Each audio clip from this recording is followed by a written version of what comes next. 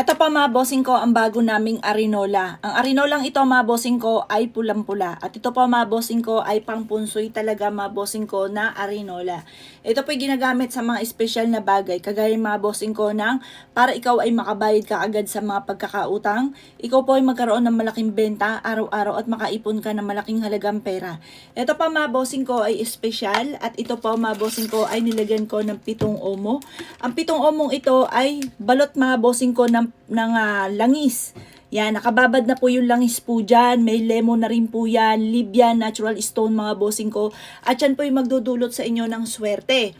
Ito po mga bossing ko, kumpletong sangkap na po siya. Tapos nilalagyan rin namin to ng bariya mga bossing para meron kang taong bahay na po dito mga boss. Ganito po ang gagawin po ninyo. Aalisin nyo siya sa plastic at isasabog nyo po siya dito mga boss. Halimbawa ikaw po ay lubog sa utang. Kumuha ka ng isang malinis na papel, isulat kung kani-kanino kayo may mga pagkakautang.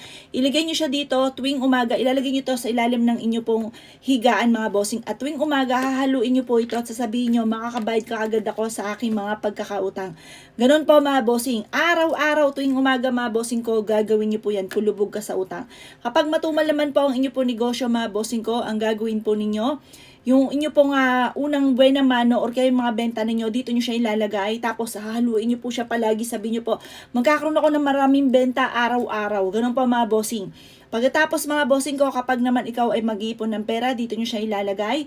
At kada lagay nyo siya dito, iikutin nyo po lagi po siya mga bossing ko. At sasabihin nyo po, magkakaroon ako ng maraming pera, magkakaroon ako ng maraming ipon. At ilalagay nyo to sa mataas na lugar sa kwarto po ninyo.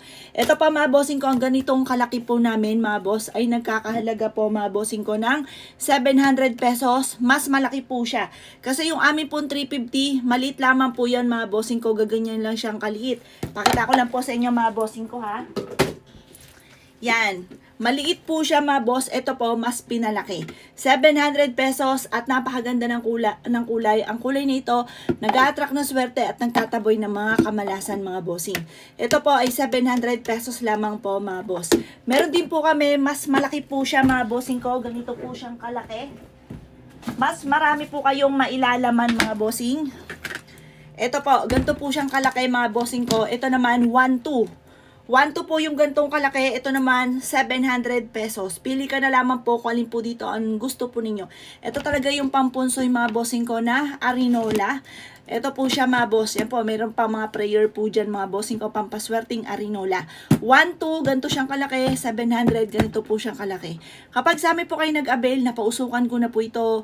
Ito po mga bossing ko ay may ritual ko na, napahiran ng langis. May panalangin na po ito na huwag maubusan ng pera.